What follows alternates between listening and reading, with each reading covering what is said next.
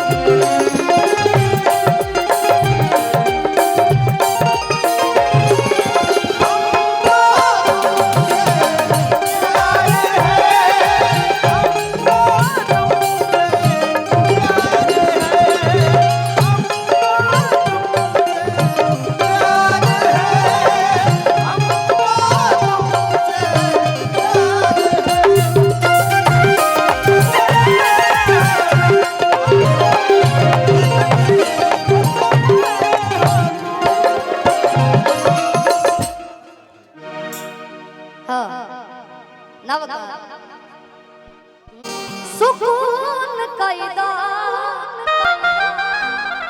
तनी जोर से आला कर लो कि ये राजा जी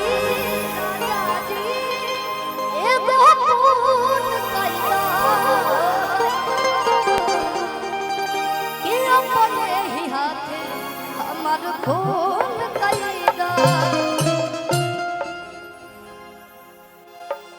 कि बिना सबतिया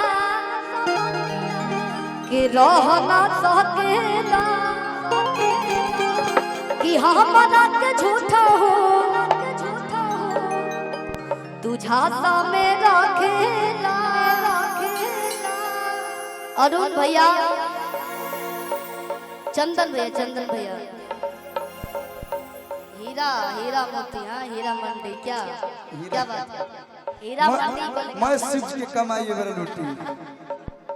कि बिना सबतिया के रहना सकेला गरीब मंजेश भैया कि हमारा के झूठा हो तू झांसा में रखेला अभी जिंदे नहीं देखे के पड़ता कि एक से लिख चली जैती दक्षिण घाट कि एक बार दिल के सुकून कैला कि ये राजा जी एक फूल कैला ओ कन्हैया के हाथ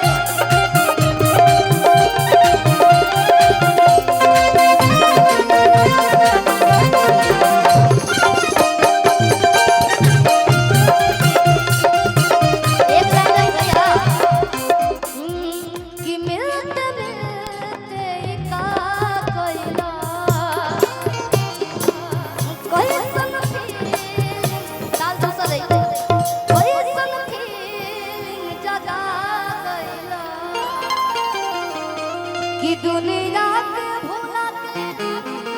हम तोहरे में हो कि जो मेरी रूह को चैन दे प्यार दे वो खुशी